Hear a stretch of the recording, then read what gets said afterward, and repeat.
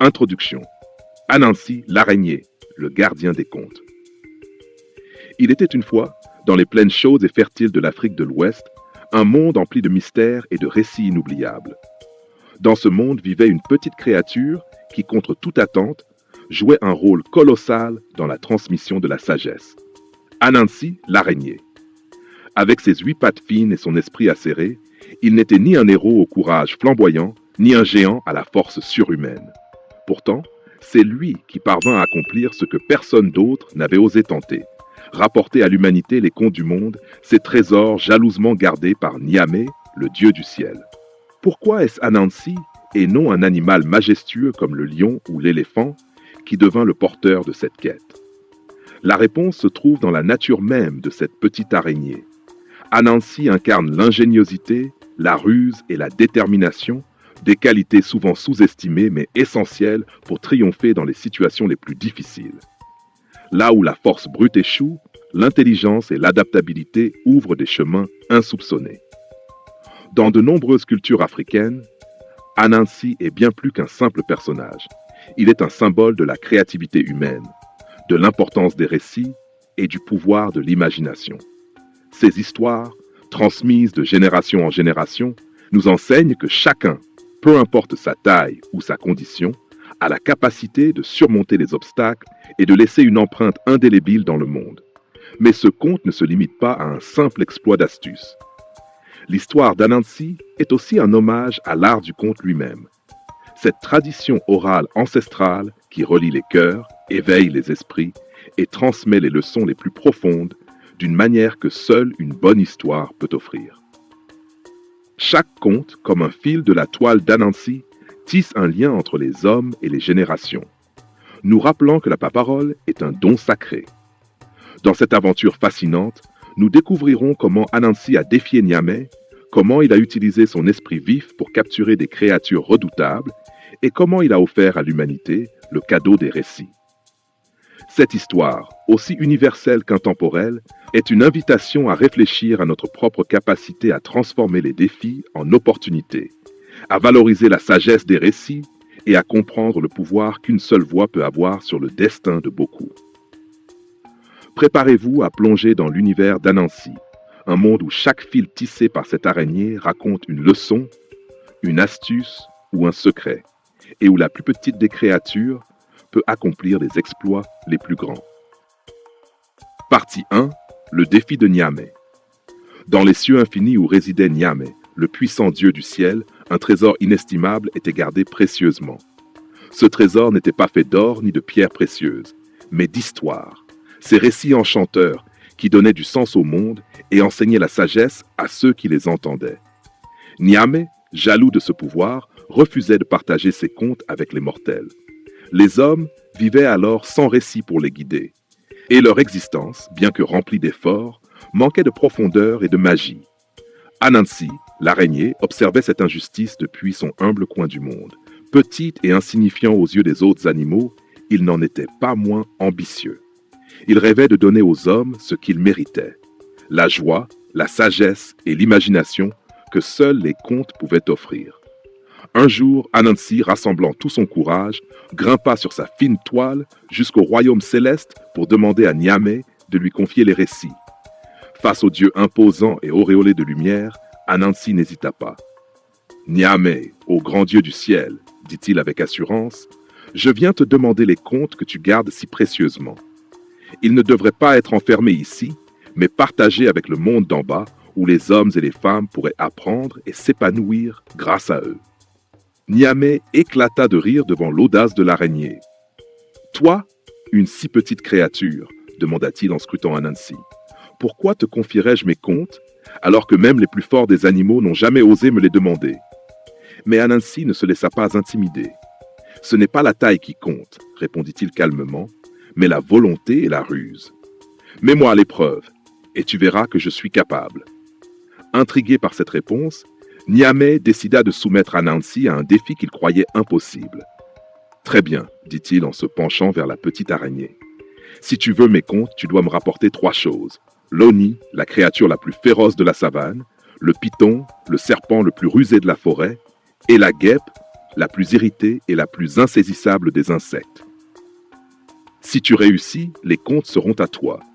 Mais échoue et tu regretteras d'avoir défié un dieu. Niamey pensait avoir réglé l'affaire. Aucun être, même parmi les plus puissants, n'avait osé affronter ces trois créatures redoutables. Pourtant, Anansi, avec sa confiance habituelle, répondit simplement « J'accepte ton défi, Niamey. Prépare-toi à tenir ta promesse. » Avec cela, Anansi redescendit dans son monde, prêt à prouver que l'esprit triomphe toujours de la force brute. Tandis qu'il se mettait en route, une foule de questions traversait son esprit. Comment capturer un lion sans se faire dévorer? Comment déjouer un python aussi rusé que lui? Et comment piéger une guêpe rapide comme l'éclair sans en subir les piqûres? Mais au fond de lui, Anansi savait qu'il n'avait pas besoin de muscles ou d'armes pour réussir. Sa ruse et son intelligence seraient ses seuls outils dans cette quête périlleuse. C'est ainsi que commença son voyage. Une aventure qui allait changer à jamais le destin des hommes et leur relation avec les histoires. Partie 2, le piège de l'Oni, la bête féroce. Anansi, l'araignée rusée, commença sa quête avec l'Oni, une créature terrifiante qui régnait sur la savane. L'Oni n'était pas seulement immense et puissant, il était aussi connu pour son caractère féroce et son appétit insatiable. Aucun animal n'osait s'approcher de lui, et même les chasseurs humains le craignaient. Mais Anansi avait un plan. Il savait que l'Oni était redoutable dans la force brute, mais qu'il manquait de patience et de finesse. Il fallait jouer sur ses faiblesses pour réussir. Anansi, aussi petit qu'il était, prépara son piège avec soin. L'élaboration du plan. Anansi tissa une toile immense, bien plus grande que celle qu'il avait l'habitude de construire. Cette toile, tendue entre deux arbres, brillait comme de l'argent sous le soleil. Mais elle n'était pas destinée à capturer l'Oni directement. Au centre, il plaça une jarre remplie d'un nectar sucré et parfumé, une odeur irrésistible, même pour les créatures les plus dangereuses. Puis, il se rendit près de la tanière de l'Oni, et d'une voix faussement inquiète, il se mit à parler à haute voix, sachant que l'Oni l'entendrait. « Quel dommage que personne ne puisse goûter à ce nectar magique que j'ai préparé. C'est une boisson si rare et précieuse que seuls les êtres intelligents peuvent en profiter. Mais bon, je suppose que l'Oni n'est pas assez rusé pour comprendre comment l'atteindre. » Comme prévu, l'Oni, qui somnolait à l'ombre, releva la tête en grondant. Il n'appréciait pas qu'on remette en question son intelligence. Il se leva, faisant trembler le sol sous ses pas, et s'approcha d'Anansi avec un sourire cruel. « Que dis-tu, petite araignée ?» gronda l'Oni. « Es-tu en train de suggérer que je ne suis pas assez intelligent ?» Anansi, feignant la surprise, répondit avec une révérence exagérée. « Oh, grand Oni, je ne voulais pas vous offenser, mais ce nectar est protégé par un piège complexe. Seuls les esprits les plus brillants peuvent comprendre comment le déguster sans danger. » L'Oni, piqué dans son orgueil, voulut prouver qu'il était non seulement fort, mais aussi rusé. Il suivit Anansi jusqu'à la toile. Là, l'araignée lui montra la jarre placée au centre. « Voyez-vous, grand Oni, dit Anansi en tournant autour de la toile pour atteindre ce nectar, il faut marcher très doucement sur cette toile et ne jamais tirer trop fort, sinon elle se refermera sur vous. » Le piège se referme. L'Oni, sûr de lui, posa une patte massive sur la toile et commença à avancer prudemment. Mais sa taille et sa force étaient telles que la toile commença à vibrer dangereusement. « Attention, grand Oni, ne mettez pas trop de force », prévint Anansi avec un air inquiet. Mais plus l'Oni avançait, plus il se sentait frustré par la lenteur de ses mouvements. « Quelle absurdité! Je vais simplement arracher cette toile et prendre ce nectar !» rugit-il. Et d'un geste violent, il tira sur la toile. Mais c'était exactement ce qu'Anansi attendait. La toile, conçue pour s'enrouler comme un filet, se referma instantanément sur l'Oni, l'enfermant dans un cocon solide et collant. Pris au piège, l'Oni se débattit avec rage, mais plus il bougeait, plus la toile le tenait fermement.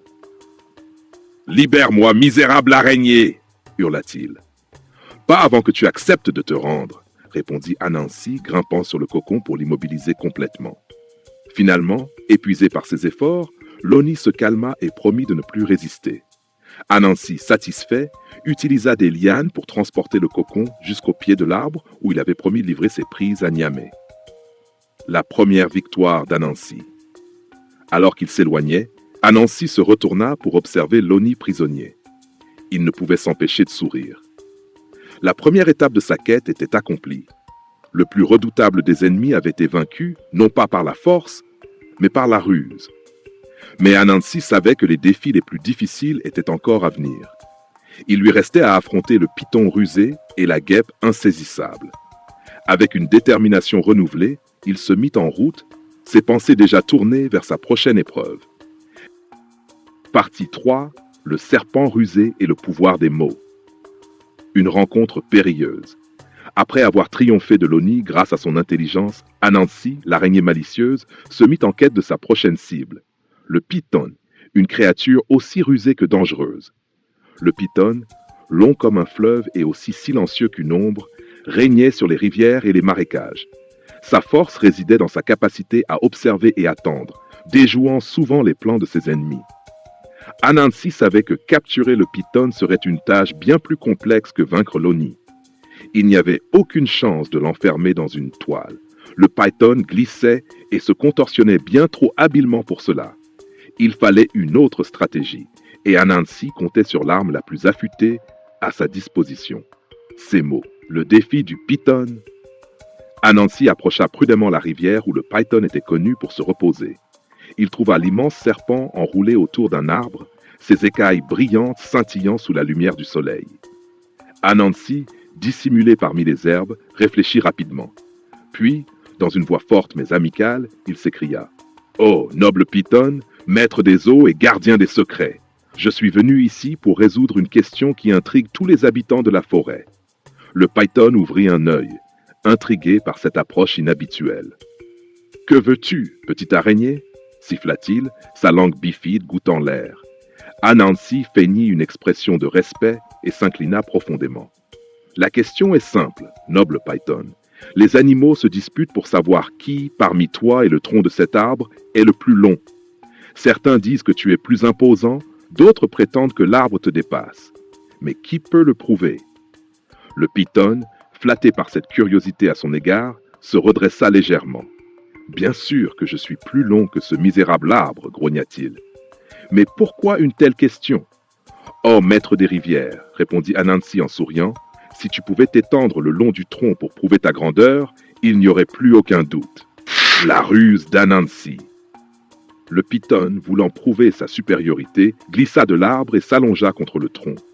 Il tendit son corps long et musclé, s'étirant de tout son long pour atteindre les extrémités de l'arbre. « Regarde, petite araignée, aucun doute n'est possible, je suis bien plus long que ce tronc insignifiant. » Anansi, qui attendait ce moment, hocha la tête avec admiration. « Oh, vraiment impressionnant. Mais pour convaincre tout le monde, il faudrait attacher ton corps au tronc pour mesurer avec précision. Puis-je me permettre de le faire pour toi ?» Le python, sûr de sa victoire, accepta. Anansi sortit des lianes qu'il avait soigneusement préparées et commença à enrouler le corps du serpent autour de l'arbre. Il veilla à serrer chaque tour solidement, prenant soin que le python ne puisse pas se libérer. Lorsque le serpent fut totalement immobilisé, Anansi recula en riant. « Merci pour ta coopération, noble python. Maintenant, tu es prêt pour être présenté à Niamey, le dieu du ciel. » Le python se débattit violemment, mais il était trop bien attaché pour se libérer. Anansi, triomphant, transporta sa prise, sachant qu'il avait encore une dernière épreuve à affronter. Leçon de la ruse. La capture du python était une démonstration éclatante de l'intelligence d'Anansi. Il n'avait pas affronté le serpent par la force ou la violence. Au contraire, il avait utilisé les failles de l'ego et la manipulation habile des mots pour vaincre un adversaire redoutable. Alors qu'il marchait, Anansi méditait sur la leçon de cet exploit. Le pouvoir des mots, bien employé, pouvait désamorcer les plus grandes menaces. Dans un monde où la force brute régnait souvent, l'esprit restait la plus puissante des armes. Partie 4. Les guêpes insaisissables et l'épreuve de la patience. Un nouveau défi. Les guêpes de Niamey. Après avoir triomphé de l'Oni et du python, Anansi, l'araignée rusée, savait que son dernier défi serait encore plus complexe. Niamey, le dieu du ciel, lui avait demandé de capturer un essaim de guêpes insaisissables et redoutées pour compléter sa quête. Ces guêpes, messagères célestes, étaient rapides, imprévisibles et connus pour leurs piqûres terriblement douloureuses. Anansi, bien que confiant dans son intelligence, savait que ce défi ne pouvait être relevé par la force. Il devait utiliser sa patience et sa créativité pour capturer ces créatures insaisissables. La stratégie d'Anansi. Anansi passa plusieurs jours à observer les guêpes. Il remarqua qu'elles étaient attirées par l'eau fraîche et qu'elles avaient un étrange rituel. Elles s'attroupaient toujours dans les endroits où la lumière du soleil formait des reflets scintillants. Inspiré par cette observation, Anansi élabora un plan basé sur leur comportement naturel. Il trouva une grande calebasse et la remplit d'eau limpide. Ensuite, il frotta de la sève d'arbre autour de l'ouverture, rendant les bords collants. Puis, il chercha un endroit stratégique où le soleil frappait directement, créant des reflets dans l'eau qui pourraient attirer les guêpes. L'approche rusée. Anansi plaça soigneusement la calebasse sous un arbre, puis se cacha à proximité pour observer. Très vite, les guêpes furent attirées par l'éclat de l'eau et par la sève sucrée autour de l'ouverture. Une à une, elles s'approchèrent, certaines tombant même dans l'eau fraîche en essayant d'y plonger pour boire. Anansi, avec une patience infinie, attendit que la majorité des guêpes soient à l'intérieur ou à proximité de la calebasse. Lorsque le moment fut parfait, il bondit avec une vitesse impressionnante et referma l'ouverture avec une large feuille de bananier. Les guêpes piégées bourdonnaient violemment à l'intérieur, furieuses d'avoir été prises au piège. Mais Anansi, satisfait de sa stratégie, s'éloigna en riant doucement. La leçon de la patience. Sur le chemin du retour, portant la calebasse fermée sur son dos, Anansi réfléchit à ce qu'il avait accompli. Il avait appris que certaines batailles ne pouvaient être gagnées ni par la force, ni par la simple ruse. La patience et l'observation étaient parfois les clés pour triompher. Les guêpes m'ont montré un enseignement précieux, pensa-t-il. Le monde n'est pas toujours un combat de rapidité ou de force brute. C'est dans le calme, l'observation et l'attente stratégique que l'on peut véritablement saisir les opportunités. Alors qu'Anansi gravissait la montagne pour rapporter son butin à Niamey, il sentait son cœur se gonfler de fierté. Avec l'Oni, il avait appris la valeur de l'ingéniosité. Avec le Piton, il avait démontré la puissance des mots. Et maintenant, grâce aux guêpes, il avait maîtrisé l'art de la patience et de l'observation. Cependant, il savait que sa quête n'était pas encore terminée. Niamey avait demandé un dernier effort pour tester la détermination d'Anansi. Partie 5, Niamey et la récompense des contes. Le retour triomphal d'Anansi. Anansi gravit les dernières marches menant au trône céleste de Niamey, portant sur son dos les 3 trésors qu'il avait capturés. L'Oni rusé, le Piton majestueux et les guêpes insaisissables. Le dieu du ciel observait l'araignée avec un mélange d'étonnement et d'amusement. Il savait qu'Anansi avait affronté des défis qui auraient écrasé des guerriers et confondu des sages. Et pourtant, l'araignée avait triomphé grâce à son intelligence et sa détermination. Niamey, assis sur un trône fait d'étoiles scintillantes, parla d'une voix résonnante. « Anansi, tu as accompli ce qui semble impossible. Tu as prouvé que la ruse, la parole et la patience peuvent dompter même les forces les plus imprévisibles de ce monde. Mais comprends-tu réellement ce que tu as appris ?» La dernière question de Niamey. Anansi, essoufflé mais fier, déposa les trésors aux pieds de Niamey. Il s'inclina respectueusement avant de répondre. « Seigneur Niamey, ces épreuves m'ont appris que chaque défi de la vie peut être surmonté si l'on écoute, observe et s'adapte. L'Oni m'a appris que la ruse peut être plus forte que la force brute. Le Piton m'a montré que le pouvoir de la parole peut convaincre même les plus redoutables. Et les guêpes m'ont enseigné que la patience et la stratégie sont essentielles pour capturer l'insaisissable. » Niamey sourit et hocha la tête. Mais il posa alors une question inattendue. « Et que feras-tu de cette sagesse, Anansi ? La sagesse n'est rien si elle reste enfermée. Elle doit être partagée pour grandir et illuminer le monde. » Le partage des contes. Anansi comprit immédiatement la signification des paroles de Niamey. Il répondit « Seigneur, si vous m'accordez votre bénédiction, je partagerai ces leçons sous forme de contes. Des histoires qui voyageront de bouche en bouche à travers les générations. Ces contes ne seront pas seulement des divertissements, mais des enseignements pour ceux qui les écoutent. Ils leur rappelleront qu'ils possèdent en eux-mêmes la force de surmonter leurs défis. Niamey, satisfait de cette réponse, tendit les bras et bénit Anansi d'un don spécial, la capacité de tisser des fils non seulement dans les toiles, mais aussi dans les esprits et les cœurs. Ce tissage invisible permettrait aux contes de s'enraciner dans les mémoires et de se transmettre au fil du temps.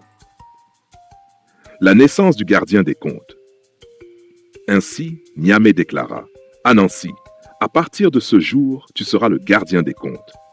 À travers toi, le peuple apprendra à affronter ses peurs, à trouver la sagesse dans les défis et à comprendre la puissance de la ruse et de la patience. Va et que tes histoires illuminent l'humanité. » Avec ces paroles, Niamey tendit une jarre dorée remplie de contes. Elle contenait toutes les histoires du monde, des récits de bravoure, de sagesse, d'amour et de folie. Cette jarre symbolisait la responsabilité qu'Anansi avait désormais d'apporter la lumière de la sagesse au monde. Anansi et son nouveau rôle. Anansi retourna sur terre, la jarre précieuse en sa possession. Chaque soir, il ouvrait la jarre pour libérer une nouvelle histoire, qu'il partageait avec les villageois réunis autour du feu. Ces récits se répandirent rapidement, traversant les frontières et les générations, devenant les fondations de la tradition orale africaine. L'araignée n'était plus seulement un être rusé et ambitieux. Elle était devenue un symbole de sagesse, de transmission et d'espoir. Ces contes inspiraient les jeunes à rêver, les anciens à enseigner et les communautés à se rassembler. Conclusion de la quête d'Anansi. Ainsi, Anansi devint plus qu'un simple personnage de légende. Il était l'incarnation de l'idée que la sagesse et la ruse peuvent transformer les plus grandes épreuves en opportunités. Les contes qu'il tissa ont survécu à travers les siècles, portant en eux des leçons intemporelles. Le mythe d'Anansi nous rappelle que, quel que soit le défi, il existe toujours une solution, souvent cachée dans les recoins de notre esprit ou de notre cœur. À travers ces histoires, il continue d'enseigner que la véritable victoire réside non pas dans la force physique, mais dans la puissance de l'intelligence, de la patience et du partage.